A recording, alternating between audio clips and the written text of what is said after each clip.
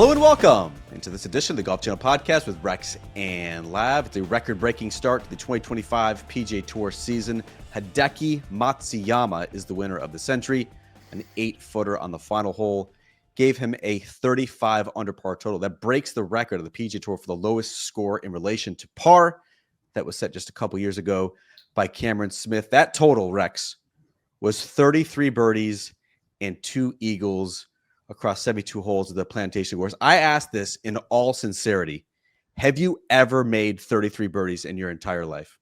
No, of course not. Are you kidding me? Let alone 2 eagles. Total. No. You're 57 years old. You have not made a total of 33 birdies. No, probably not. I'd have to go back. And if you really made me think about it, I probably made 33 birdies. Certainly not in the last decade or two. All right, let's go ahead and put that since I've been on this earth for a long time. And I think Collin Morikawa, we're going to hear from him later on in the podcast, probably said it best. It was a little profane, but we're going to go ahead and go with what he said. When he is playing, when Hideki Matsuyama is playing that well, man, he's hard to beat. When you look at what he did, 35 under par, that broke the PGA Tour record for 72 holes. The PGA Tour has been playing 72 hole tournaments for a really, really long time. You look at what he did, tee to green, picked up almost 13 strokes on the field. It's impressive when all parts of that game are clicking. I like to think, Rex, that Hideki Matsuyama was still steaming from being left off the ballot for PGA Tour Player of the Year in 2020.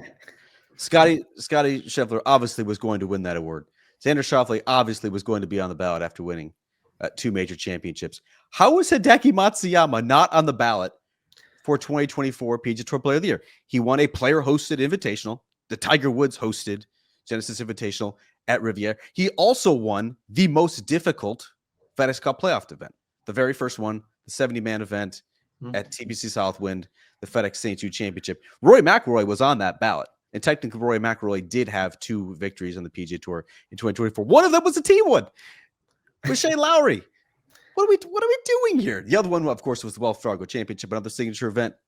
Hideki Matsuyama, Rex, this is 3 wins now in the past 11 months. He's all the way up to number 5 in the world ranking. I think what we saw at Kapalua was a reminder that this dude is an absolute force when he's healthy. And that has been a big bugaboo over the past couple of years for Hideki Matsuyama. He's had neck issues. He's had back issues. He's had wrist issues. He turns 33 years old next month. Like, as hard as he works at it, Hideki Matsuyama does, like, he probably needs to dial back the intensity and work a little bit more efficiently. But this was a tour de force, and I think a reminder of just exactly what he's capable of, which is incredibly high level of golf.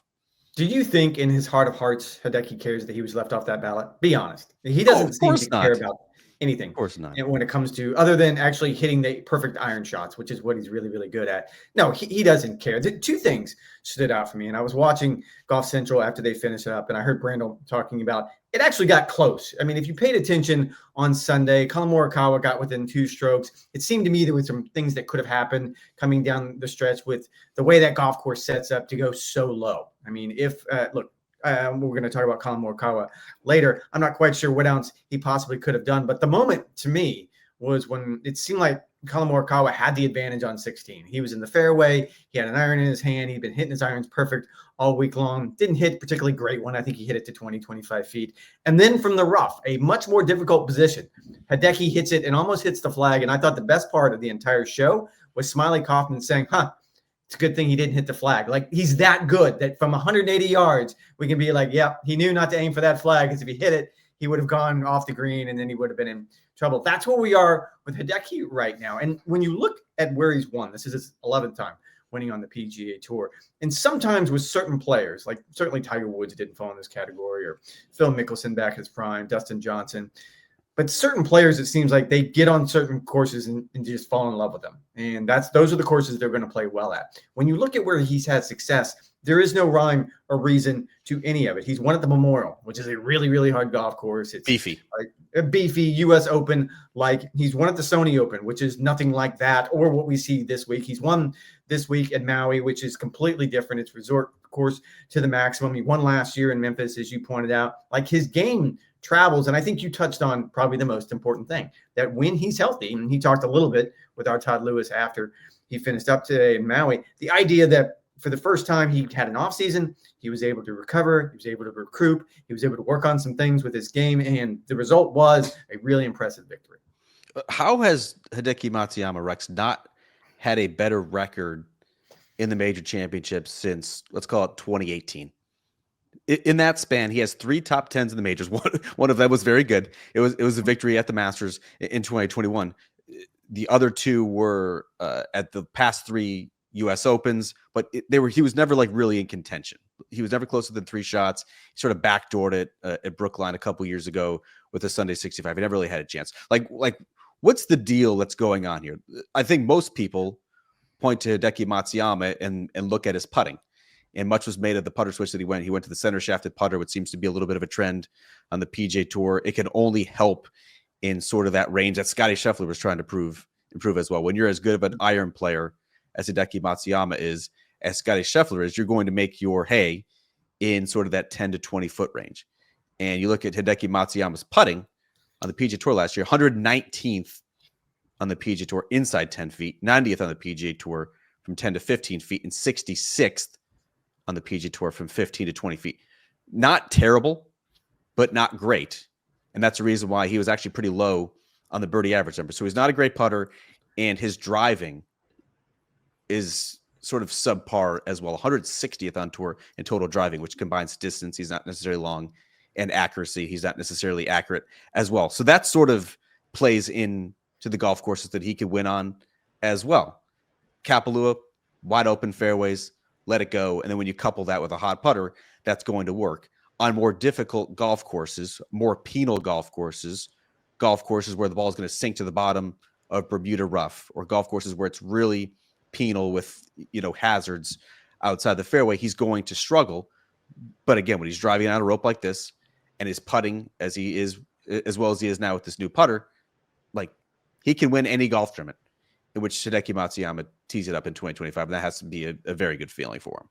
No, the major his major record is certainly something to look into, and you don't look like we want to give him his flowers because of what he did to start out the season. But certainly, you look at the next step for him is obviously the major championships. Winning the Masters was very special, but you have so much high expectations when you see this is the product. This is what he can do when everything is clicking. I'll go back to the idea that health factors into this. I'm not quite sure over the course of his career that he's had a prolonged stretch where he's played an entire season or even just the 4 major championships with 100% complete health. And it's also relative to the rest of the field that at the major championships, you have the absolute best players going head to head. And yes, in theory, that you had that this week, but you didn't have Scottie Scheffler there. And of course, Bryson DeChambeau and the LIV guys are also not there. I think all those things factor into it. The bottom line is, and I think I've said this before, I think you probably said it before, he is probably the most inconsistent star player in the game at the moment. And I don't mean that as a knock. If you look at a player like a Rory McIlroy, he can be inconsistent, but not along the lines that it seems like Hideki can. Because when you see how special he can be on a week like this, you're right. It makes no sense that he couldn't play better in the major championships, that his resume isn't better. I'll go back to last year's President's Cup. Let's just take that as a one-off right there. He went 2 and 3 for the week. I think both of us agreed going into those matches that if the international he had to be 4 and 1. He had to be 4 and 1. I mean, he had to be 5 and 0, really, if we're being honest. But if they were going to have any chance whatsoever, their stars, aka Hideki Matsuyama, needed to step in and do it. He's never done it in those matches either. And we've heard time and time again that when you get in a team environment like that, whether it's the President's Cup or the Ryder Cup, that it kind of feels like Sunday at a major championship. And you could probably, extrapolate something along those lines that he's missing a gear that he probably needs on a Sunday at a major. Could be. I think your point's well taken about the inconsistency. He's an inconsistent driver of the golf ball. We see the number of one-handed finishes that he has, which are probably mishits, at least in his mind. The inconsistency with the putter, some days it's good, some days it's not. And inconsistency with his body. Keep in mind, like, he won the playoff opener. He had to withdraw from the second playoff event last year because of a back injury. He had a good opening round. He was in position to even move higher up in the FedExCup race and really give Scottie Scheffler a run. And he had the WD from that golf tournament. How about the runner-up in this case, Rex, which was Collin Morikawa? Dude shot 32 under par. That's rounds of 66, 65, 62, 67, and did not win. He didn't just lose by 1. He didn't just lose by 2. He lost by 3 shots, and Collin Morikawa had a little bit of a funny exchange with reporters after the final round when he was asked exactly about what Hideki Matsuyama did over the past 2 days at Kapalua. Listen to this. How would you describe what Hideki did these last 2 days? Yeah, excuse my language. 3,500 par is that's low. I mean, he's got a point. First of all, Hideki, is Collin Morikawa going to get fined for this? Like this, Yeah. this is ridiculous. We want our PGA Tour players to show more personality, to be more open with the media. This is as open and honest as I've ever seen Collin Morikawa. And what, he's probably going to get a fine from Pontevedra? I love the fact that he started with, excuse my language, that he laid it out there. It's like me being critical. You know of my exactly boss. what's coming after that. That's right. And you're It's like oh, me yeah. being critical of my boss and saying, with all due respect. Nope, you don't get away with everything you want to just because you say with all due respect. In this case, I love the honesty, but he is going to get fined. I mean, that's just the way the tour works. It's the no fun league sometimes when it comes to these things. But you can't debate what he said. All right, so maybe he shouldn't have said it on a family program like Golf Central, but you can't debate it. Like when he is rolling like that and you run up against someone that shoots 35 under over 4 rounds. If you look at Collin Morikawa's record in Maui, he's never finished outside the top 7. He has been in contention time and time again. He probably has to feel a little snake bitten, if I'm being honest here. But I love the fact that he was able to keep pace with him. It probably would have been really easy to start mailing it in on the back nine when you realize that he's not coming back to me. Like I got it to within 2 strokes, and as we pointed out, the exchange on 16 was probably Morikawa said that's when he knew that it was over. There was nothing I could do at that point. He's playing so well. This goes back to last year. I think he'll only draw more from this, but it's going to be harder and harder every time you come up short.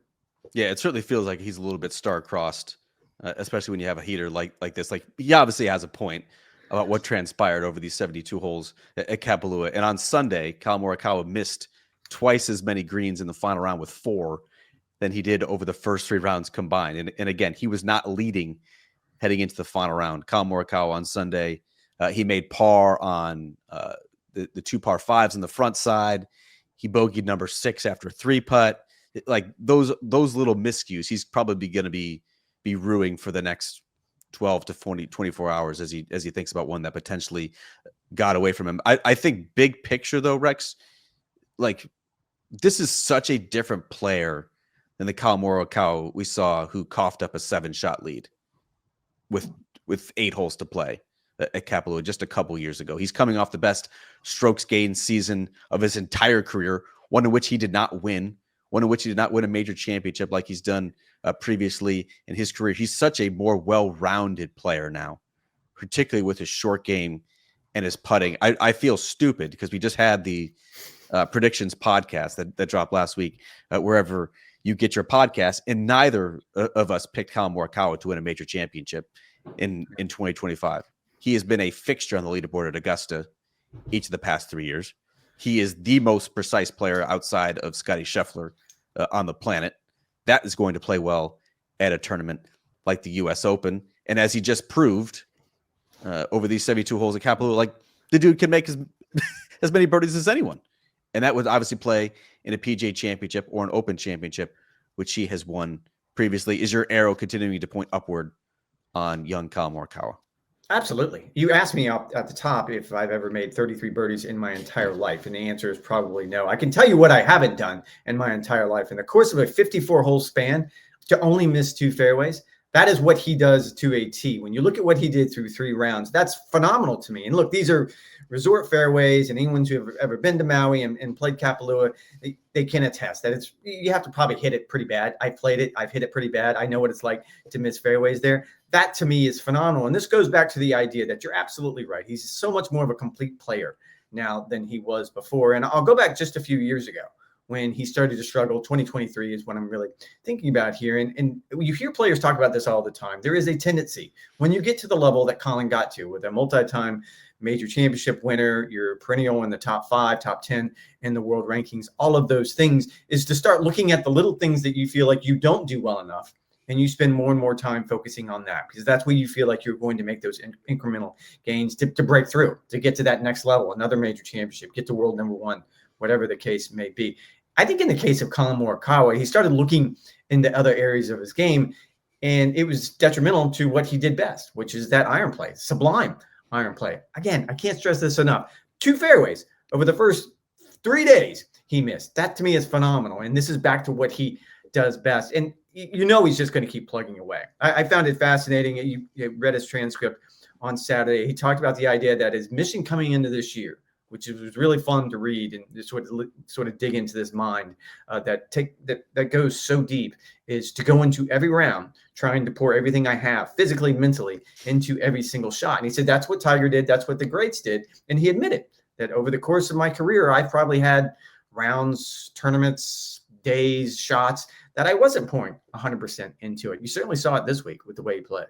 You certainly did. The arrow continues to point up on Collin Morikawa. How about the scoring in general, Rex? 25 players shot 20 under or better. As we mentioned, Hideki Matsuyama shot 35 under par over 72 holes at Kapalua. Like, are you cool with this?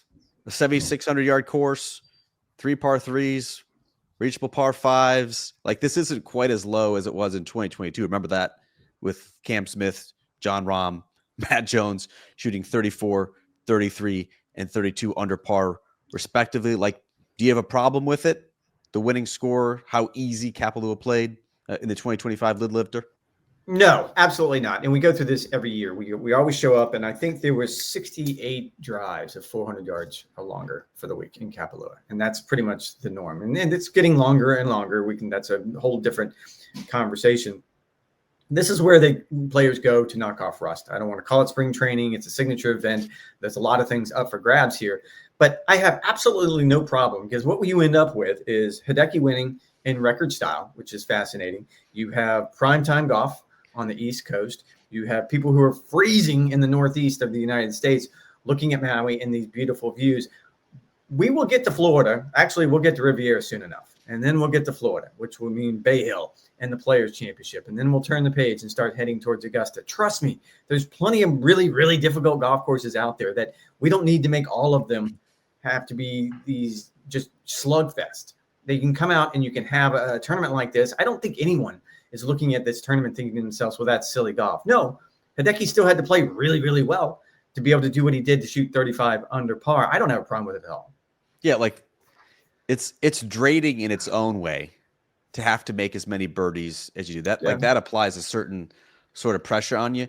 I think the bigger point, Rex, is that this is not necessarily a great test of golf when you have 25 players shooting 20 under or better. And that is a problem when this is a signature event on the PGA Tour, when you have only 59 players in the field, when you have a $20 million purse, when you have 700 FedExCup points going to now the winner, and you have this scenario where, you may have guys who have played throughout the fall and staying sharp, guys who aren't tinkering with their equipment or going through some sort of life changes that they've had, or they sort of took it easy on the holidays, and now the guys are a little bit rusty. Like if I was running the PGA Tour, I would strip Kapalua of signature event status and have something bigger and bolder, more fun, more inventive, because they seem to be caught in this way of, this is our, what they call it, the opening drive for the PGA Tour. Like they're trying to usher in a new era, and they're trying to make this an important event. And yet you have guys who are saying, I'm just literally just knocking off the rust. I'm just, this is a family vacation. I'm collecting, it's guaranteed money. It's guaranteed points. Like, I have a little bit of a problem with that. I would like to see a sort of lean into the easiness of the season opener, as opposed to saying, this is an important event, and we just so happen to have it at a golf course where if the wind does not blow, like, you're going to need to shoot 35 under par. And I think our colleague Mark Roffing had some breaking news on this during Golf Central. I'm not sure if you saw it, but I think the conversation now is to move, I believe it's the 15th hole. It's the shortest of the par fives. And again, it's a par 73, so it's a little bit different. They want to make that a construct. Who cares? They're going to make it a par 4 going forward next year is the idea. So just lop off however many shots you whatever. want to. So now we're not at 35 under par. We're not talking about historic scoring anymore. And they did that a few years ago at Bay Hill. It's you're right. It's absolutely silly. It's just a number. We shouldn't get caught up with it. Just like I don't think we should get caught up in the idea that if you weren't entertained watching Hideki play the last 4 days, then maybe that's just not your brand of golf, and we'll reconnect when the tour gets to the PGA, gets to the Florida swing. I mean, I think that's fine, but like, did you think that this was a suitable season opener for the PGA Tour? If they're leaning into the entertainment value, if they're trying to look at how they could appeal the PGA Tour to the masses, did this entertain you in ways you have not entertained before, or is there a way to spruce up this thing? I mean, were you not entertained? I guess I would flip it back on you. I enjoyed watching it. I thought, look, Hideki doesn't show. I enjoyed watching it. Can it be better? Different. Can it be better? Of course. Sure. I will counter your comment, and I understand you're leaning into the idea that this is a signature event. Maybe we need to do something more, something bigger, something more special. But your leaderboard was Hideki Matsuyama, Collin Morikawa, Sungjae M, Ludwig Oberg was tied for 5th. Corey Connors. I mean, it was a who's who. Where's good Scottie golf right now. Injured? Where's Rory? Injured. He's waiting for the DP World Tour. Where's Xander Schauffele? Finished T30, middle of the pack. Apparently pretty rusty with his long game. Like if I'm the PGA Tour and this is my season opening event, if I'm ushering in a new era of the PGA Tour, I have to do something different than this. This is sleepy. There's few fans on site. It's low energy. People are still distracted by football. Like, do something different. Make it a Tuesday through Friday for the first month. The NFL is only going to expand its schedule for another week. And so you're going to have a problem that you have to combat it with a different schedule for the first month. If this is what I would do, Rex. Here's my grand idea. Please take notes. I would make Kapalua. I've been thinking about this a lot. I would make Kapalua like a Pro Bowl type event. You ever watch the old Pro Bowl is gone, where they used to have, guys. Yeah, it's a real game. It's not that anymore. It's like a flag football competition. However, they also do like skills competitions. They have like a precise passing. They have some sort of like tic-tac-toe thing with kickers. There's like a tug of war for linemen. There's like a snapping competition to see who can get more accurate. Like, I'd love that. How fun would that be with PGA Tour players? Longest drive, closest to the pin, chip-offs, weird putting contest. You could have a team event. You could make this match play. Like, that is something different than just the monotony of 72-hole PGA Tour. That's a way to spruce up your season opening event, to make it feel bigger, to make it feel better, to make it feel young, to make it feel fresh, as opposed to sort of what transpired over the week at Kapalua. You may want to hold off on your hot takes. You're digging into the season opener, and we have a whole nother segment on the season ending hot takes that you're going to bring to the table. So you may want to pace yourself here. We only have 51 minutes to get everything into this. I see where you're coming from. I don't like the idea of turning it into the Pro Bowl because no one pays attention to the Pro Bowl. Of all the things that the NFL rules, and they pretty much— the Pro Bowl probably gets better ratings than PGA Tour golf does. Probably. Like, I'm not getting into that because it's football. But of all the things that the NFL does well, I would argue the Pro Bowl is like that one thing that this just doesn't look right. It's why it's actually way better over the past couple of years because it's new. Why they keep tinkering, it's fresh, because they're trying something different.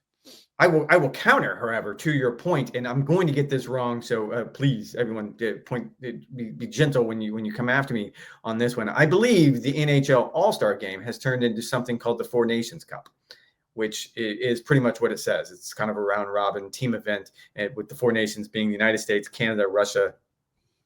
Oh, man, I'm going to get beat up really bad for these. I don't know what they are. But I love the idea of coming up with some sort of team event where you could have, I don't know, however many teams you want to show up at this. I'm perfectly fine with tinkering this and trying to make it a little better. Eventually, you have to start playing actual real golf. And I feel like we've had this conversation and we'll continue to have this conversation.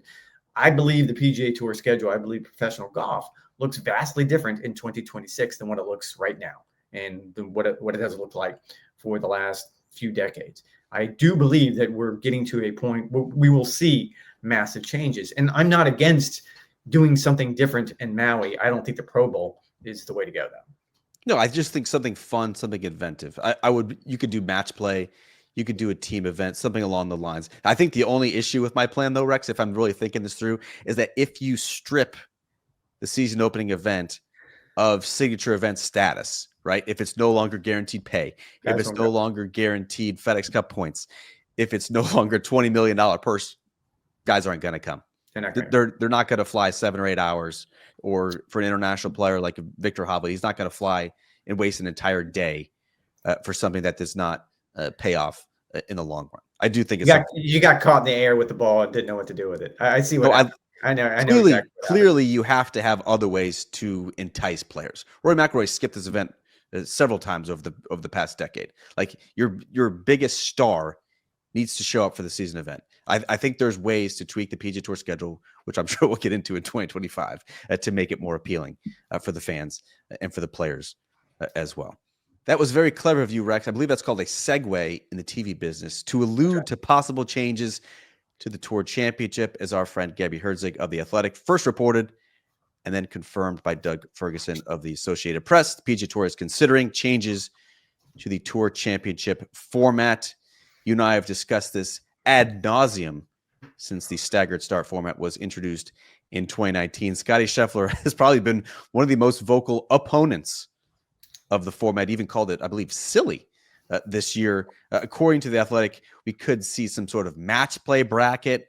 We could see some medal match play. It should be noted that nothing, at least to this point, has been brought to the pack level, and it is unlikely to be greenlit for 2025, but I think it is at least noteworthy that changes to the Tour Championship are being considered. What's your read on this? No, we have gone round and round about this, and quite frankly, it bores me because I feel like we've gotten to the point where I'm sure you could sense it last year at East Lake. I didn't want to have this conversation because I knew what you were going to say. No, Matt, it has to be match play. We've got to figure out a way to make this head to head. We need to figure out a way to take the math out of it. We need to get rid of starting strokes. Like, yes, there's plenty of things they can do. And from the reports that I read, both Gabby Herzog and Doug Ferguson with the AP, I like the idea of starting with some sort of stroke play event where you sort of narrow the field from there. If you start at 30, which is what we have going on into this, then play 2 or 3 rounds. Play 54 holes of stroke play, and then whatever is left Sunday, you go with it. And we can bounce that around however you want. And some sort of medal match play. I like that as well, because then you're guaranteed that all matches at least get to 18 holes, because that's another logistical concern that they always have when it comes to having match play events on the PGA Tour. You're still leaving yourself in danger, however, of leaving your top players out going into Sunday or whatever that final match is going to be, even if you added a day or however you want to sort of spin this. I love match play as much as the next person, but there is an inherent problem with it that sponsors don't like, TV doesn't like. I'm pointing at you and I, and it's not going to be fixed anytime soon because there is no fix. If Rory shows up next year at East Lake and he's second behind Scottie Scheffler in points, but then doesn't play well for 2 or 3 rounds of stroke play, he's gone. He's home. That's a problem for the tour. It's a problem for sponsors. It's a problem for TV, and that problem's not going away. And like everyone loves match play and everyone loves the idea of match play, but match play on TV actually gets worse the deeper into the tournament you go. Like, you know what I mean? When there's 8 matches, I know what you mean. It's great. When there's 2 matches, or God forbid 1 match, and that's the only match that you're watching, like it can be a real drag. I'm all for trying something new. I literally just talked for 10 minutes. Pleaded for 10 minutes about the PGA Tour trying something new. Like I'm not going to knock them for like considering changes to this format. I didn't actually hate the staggered start format. Like, it's simplified. We're not having Steve Sands on the whiteboard doing like 8th grade arithmetic. Like I'm happy we moved away from that. I never agreed that 2 shots was enough. Like, when you have the season that Scottie Scheffler had, the math should have worked out where he had a 5, 6, 7 shot lead over the rest of the field. Like, you could lose that on a snipe tee shot, OB left at East Lake on number 1, and all of a sudden your lead's gone. Like, I think that's ridiculous. I think regardless of the format that they go, the tour is still ignoring what the main problem is. And the main problem is that they're trying to determine the best player all season long at one highly entertaining event that's volatile, but also not too volatile, because then you're going to have sort of a fluky winner, right? And so they're trying to pigeonhole everything into this one event, and it just doesn't work. My solution, you could do match play, you could do medal match play. I don't think it really matters. What I would do, Rex, is I would make the Wyndham Championship, or you could make the FedEx St. Jude Championship the end of the FedEx Cup season. So let's take what happened in 2024. Scottie Scheffler has a big lead at the end of the first playoff event, which is in Memphis. Call him the FedEx Cup champion. Give him the big bonus. Splash it all over their marketing materials that Scottie Scheffler is the 2024 FedEx Cup champion. And then once your top 70 is determined, then you can have some sort of playoff. Then you can have a event in the Northeast for top 70 players. Then you can have an event for the BMW. Maybe it's in Chicago for the top 50 players. And then you have the Tour Championship at East Lake, where you can, again, then experiment with a different sort of format where it's not all reliant on crowning a FedEx Cup champion. You could call it whatever you want. The NBA had their NBA Cup, whatever, like their in-season tournament was. That's not called the NBA Finals. You're not all bridging to that. Like, it could just be a standalone thing, and this can be a playoff champion as opposed to the overarching FedEx Cup champion. I think until they solve this issue of trying to cram everything into one event, it's never going to be solved. No one's going to be happy. You're going to continue to have a situation where the best player all season long isn't necessarily the FedEx Cup champion, which the tour is vehemently against. I would agree with you, and here's why. This was Scottie's quote from East Lake last year after he'd won the season-long race and the Tour Championship. Quote, "You can't call it a season-long race and have it come down to one tournament." Actually, that's exactly what you need to call it. And I understand why he's frustrated by it. He's hardly the first player who's been frustrated by what the Tour is trying to do. A couple of things that the Tour, from the very beginning, seemed to stumble on, and they were never able to recover. It seems like, one, they called it a playoff, and they sort of painted it with this brush, and it's just not a playoff. Golf doesn't lend itself the way other sports do to a true playoff. The other being, it's a season-long race. No, it's not. You're absolutely right. What this is you played really, really well just to get to East Lake, and now everyone has a chance. Not the best chance, but they needed to make sure that all 30 guys showed up, had some sort of mathematical chance. So, yes, I'm with you 100%. You could either do it the way you described it, where you play the first two playoff events and that sort of decides it, or just do it at Wyndham Championship at the last regular season event. They already have something called a Comcast Top 10, which is pretty much the exact same thing of what that would be. So just shoehorn that into it, and you can split the money however you want to. But this person won the regular season, and these 70 qualified for the playoffs. And now we're just going to play it out true to heart from here. And if you don't finish inside the top, you start with 70, you would go to 40, I guess, in the next round. Or no, you start with 70, 50, 30. Yeah. So you would do some sort of combination. If you don't make the cut, you don't make the cut. I don't care if you're Scottie Scheffler or Rory or whoever the case may be. That's probably the best case scenario, but I don't see them getting anywhere close to that because of the money that FedEx has invested and the money Coca-Cola has invested in the Tour Championship. But I think you can just sort of allocate it differently. Like, if the FedEx Cup means as much as it does to the PGA Tour and clearly to FedEx, I don't think there's nothing wrong with the regular season ending in Memphis at TPC Southwind for the FedEx St. Jude Championship, calling Scottie Scheffler the FedEx Cup champion, and then going into whatever it is that you want to do. You can break up the funds differently. If you can have $50 million for the Tour Championship and whatever that sort of comes into, and $75 million bonus pool for the FedEx Cup champion. You know what I'm saying? Like, you could just allocate it differently. I think it's really an issue that the PGA Tour has with branding and titling. That's what it comes down to in Marketing. I think in marketing, if they can just break the mold of what they're trying to do and what they've been trying to do since 2007 of creating a season-long champion that's also being determined at one tournament, which is volatile, but again, not too volatile, until they understand that that's sort of the crux and the core issue here, that you can't do both at one. Golf does not lend itself to that. It can't be a season-long champion that's determined over 40 weeks, and then all of a sudden you can have a Mongolian reversal in the season finale. Like that's unfair to everyone who had just played over the previous 40 weeks. And so I think there's ways to do it. I would be interested to see match play or medal match play determining sort of whatever this bonus is going to be in the playoffs, but just stop it at Wyndham. Just stop it at Memphis, and then go into something that's really fun at the end. Did we ever find out where Mongolian reversal came from? And that that like I assume that Sahith did not get canceled for it, so it must not be delicate. It must not be. Although Sahith, he didn't do a whole lot after Royal Montreal. Maybe he was in hiding after. He was looking over his shoulder. He was worried about had. it.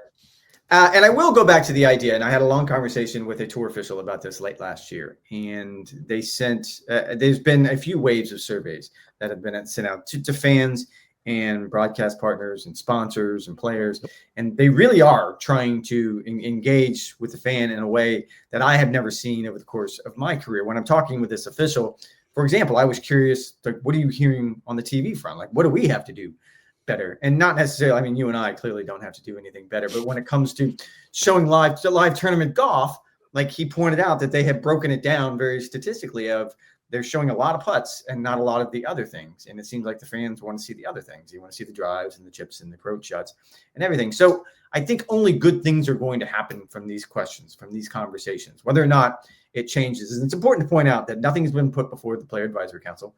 And it seems very, very unlikely that anything would happen this year going to Eastlake, that we would probably go into 2026.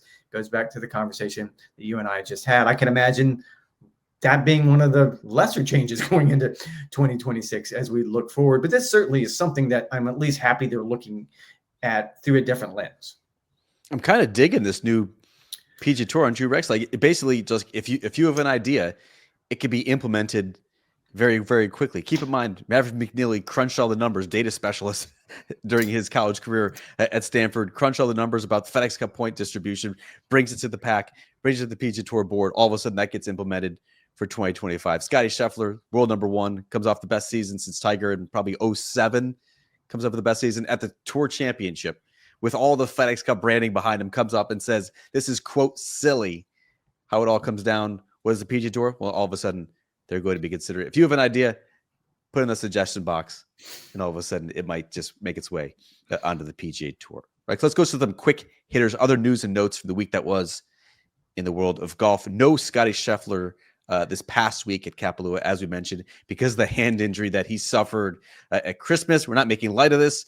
Be very careful around broken glass. Apparently, Scottie Scheffler needed surgery. He is supposed to play, according to his agent, Blake Smith, at the American Express next week. However, the commitment deadline is on Friday, and Blake Smith during Kapalua said that they were going to reevaluate this week to make sure he'd be good to go for PGA West, 54 holes. Do you think he'll make it back for the third PGA Tour event, or do you think he'll hold off until Pebble Beach? I do think he'll play the American Express, because by all accounts, this is not a serious injury, even though you're right, he did have to have surgery. That being said, I don't even know, like, if we did the scale of 1 to 10, what's your concern level right now? I don't even know if my concern level would even go up if he doesn't commit to play the American Express. It's not a signature event. We all know how much of a grind this season, this new PGA Tour schedule can be. I can see a scenario where he doesn't come back until Pebble, which would be the next signature event that he would play, and then probably LA, and then on into the Florida swing. So I'm not going to worry about it yet, because the one thing that seems to be the constant when it comes to Scottie, outside of that machine-like ball striking, is the idea that he's been relatively healthy. And I know this is a bit of an odd injury. This isn't like something that you would sustain on the golf course. But until you actually see it in an event that you would fully expect him to play, which would be a signature event or a major or the Players' Championship, I don't even know if I would be very concerned if he doesn't play Amex. Yeah, like, I'm not a doctor. I'm not examining his wound. I have no idea if 4 competitive rounds will reopen the wound and all of a sudden he's set back for a couple of weeks.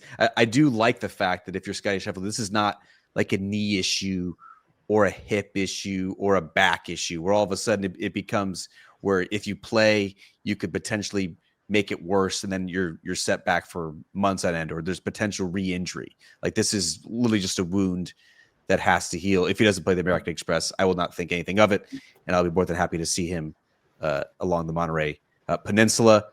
How about the Stars Rex. It was a quiet week. We mentioned Hideki Matsuyama, Collin Morikawa duel. Like, where's Xander Schauffele at? T30. Where's Justin Thomas at?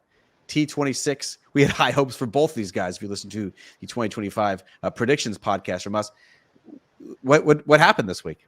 Where's the stars? I think Xander, you mentioned it at the top of the podcast. I think that was probably just some rust coming into this week. We've talked about the idea that, look, guys are not showing up this week in full grind mode. That's just not what they want to do. That's not what they need to do. After a long season last year, they needed some time off. So I would expect, because if you look at what Xander did, he had a really, really bad start. I think he shot 72 on day one. And the part that gets you is I think he had 2 penalty strokes on day one. Do you think he had 2 penalty strokes all of last year? Like, to keep playing this game, like, it just doesn't. That was very out of character for Xander. JT probably surprises me a little bit because we touched on it towards the end of last season and the way he played in the Bahamas and the way he seemed to have turned his game around. And, well, what does JT need to do? Well, he just needs to look at Scottie, because he's doing all the things that Scottie does really well, which is ball striking, but he still struggles with his putting. This really had nothing to do with that. He just looked sloppy from the beginning. So that one concerns me a little bit, because it seems to me that he would have shown up with a little bit more form. But again, there's no alarm bells for either one of them right now. If we're having this conversation when we get to Florida, then I'll be a little concerned. Oh, yeah, I'm certainly not concerned. Justin Thomas has been tinkering with that longer driver. It worked out well at the Hero World Challenge. It did not work out so well on the friendly confines of the Plantation course. Really struggled from the outset of that. Hit roughly about 50% of his fairways, which in this golf course is not going to cut it. You really have to play from the fairway. Xander Schauffele, I was a little bit surprised. He couldn't buy a putt, and he's one of the world's best putters. But in his pre-tournament press conference, Xander was talking about how, you know, the swing changes with Chris Como have not fully bedded in yet. You know, he's not fully confident in his game. This is a dude who won 2 major championships. I don't know if this is like this is psychological warfare, and he's just sort of like keeping the momentum, or he's trying to keep the motivation up, you know, trying to stay hungry. You know, he's talked about the metaphor of trying to climb Mount Scottie. Like, I don't know if this is like his way to do that. But if you look at the way that Xander Schauffele struck the ball in 2024, I'm not sure there's much room for improvement. He sort of just needed to maintain form. This is, I think, one of the biggest storylines that we saw pop up, at least over the first couple days, Rex, at the Century. And that was Will Zalatoris gaining 20 pounds, going full Bryson, pounding calories, eating the equivalent of like 5 steaks a day to prolong his career. The thinking being that he's 6'2", and you can't be 160 pounds swinging as hard as he does with the body positions that he has during his swing. He has to become more stable. Do you think this plan is a good idea, or should he just focus on his putting? No, I think it's a very good idea, because when you look at the things that he has dealt with over the course of his career and all of the injuries, and so early in his career, and look, there was alarm bells from the very start. I think our colleague Brandel Chambly has done probably the best job of anyone, where he kind of breaks down the swing. And when he first came out on tour, he was going 110% at every single thing, and just the positions he was putting his body in. There was a lot of stress, there was a lot of torque, and as a result, he ended up missing pretty much an entire year when he was playing some really good golf. So that, to me, was always a concern. Putting on the 20 pounds is hugely beneficial, I would think. Getting stronger, getting bigger, getting faster, all of those things. But it also looks like, and he finished middle of the pack. It was not a special week, but he just looked healthy. There was nothing. I listened to his interview with Todd Lewis earlier in the week. There's a lot of optimism there, which I think is good for golf. And it's really, really good for Willie Z, because you and I both agree, like, he has all of the tools to be a very special talent in this game. Oh, he absolutely has the tools to be a world #1 player. He has been special ever since he picked up a golf ball. He was an amazing teenager, amazing college and amateur player, got on the PGA Tour. And, you know, before he was beset with these back issues, like he was contending in major championships. You know, it's the high point of irony where he wins it for the first time. His breakthrough victory on the PGA Tour came a week before he had a pretty serious back issue at the BMW Championship that later led to him undergoing a microdiscectomy, which at his age, in the mid-20s, is a very scary procedure for him to do. Gaining 20 pounds, getting more stable, getting more efficient, having to feel like he doesn't have to swing it, as he put it, 110% on every single swing, I think is really positive. I think game-wise, his ball strike is going to be just fine. His driving distance is going to be picking back up. He's going to continue to be one of the preeminent iron players. He still has work to do with the broomstick putter, really struggled in the final round in sort of an uneven performance, I would say, on the greens, on the very big greens at Kapalua. I think that's something more that we have to watch. Finally, Rex, how about Viktor Hovland, one of the game's most interesting characters? Not only did Viktor Hovland break up with his swing coach, Joe Mayo, again, keep in mind this is a big storyline in early 2024, he also breaks his toe on the eve of the tournament. He said he'd been traveling all day from his home in Norway, woke up to go take his clothes off, stubbed his toe on the bed frame, breaks his right pinky toe. Sounds very painful. Where are you on Viktor? Because keep in mind, you and I at the 2024 PGA Championship sort of came out of nowhere, had not done anything for the first 4 months of the season, pops up, nearly wins a major championship, then doesn't do a whole lot for the remainder of the year. Where are you now as we sit in the early stages of 2025 on Viktor Hovland? If you're going to break your toe the week of a PGA Tour event, I only think Augusta would be worse. And it's probably neck and neck. I mean, if we're being honest, I mean, that's a tough walk, the plantation course at Kapalua. I can only imagine how painful that would be. The Joe Mayo stuff shocks me. I just don't understand it. There's an ebb and flow here, and you did a really good job in a story last year, and you've talked a little bit about it, of how Viktor just wants to own his own swing. He wants to be the one that decides this is the direction I'm going, which I totally understand. And look, as Tiger Woods is the paradigm of hope in all of this, you would look at what he did over the course of his career and say, well, it worked out pretty well for him following that path. However, Viktor has been down this path before. He saw what happened when he split up with Joe Mayo, and then he saw what happened when they got back together. I believe it was at Valhalla at the PGA Championship, where they ended up started working together again. And kind of on cue, Viktor started piecing things back together. It seems to me that if this is not a personality conflict, and I don't know, I'm not even trying to pretend here. If this is just Viktor just trying to own his swing, then I think he needs to compartmentalize a little bit better. Instead of just axing someone out of your life, just give it a beat, man. Just give it 5 minutes, and we'll reconnect next week. Let me get through Maui. Let me get through the broken toe, and then we'll reconnect next week. Because this seems to be not a very sustainable path for him to be on at the moment. I saw a tweet this past week that said I would pay $100 to see the text message exchange between Viktor Hovland and Joe Mayo over the past, let's call it 52 weeks.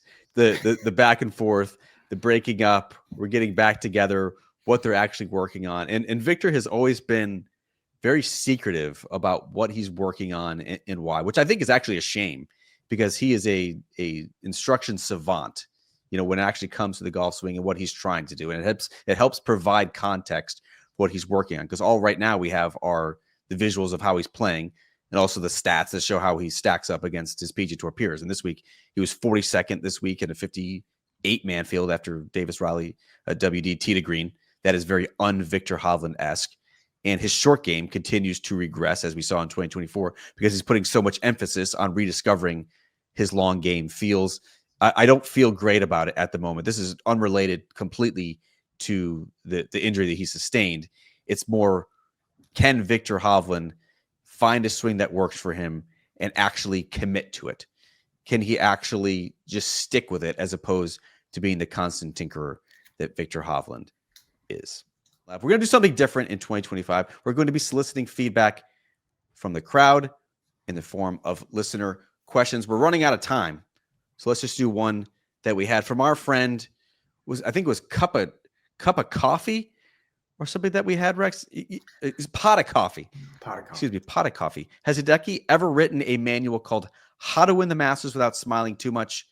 And does Hideki's golf bag weigh more because it's carrying the hopes of an entire nation? I'm not sure. Is this tongue in cheek? Is he being serious? You can take this however you want.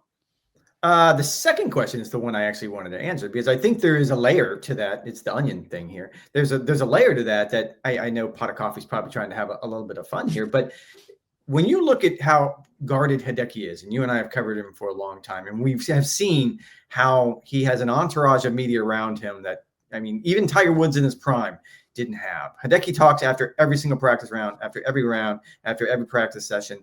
He is under the microscope. And I think that goes to his character a little bit that when you see Todd Lewis trying to interview him after winning in Maui, there's not a lot there. There's not a lot of emotion. There's not a lot of effusive comments. You're just never going to get that from Hideki. And I think that has a lot to do with him carrying the hopes and dreams of an entire nation.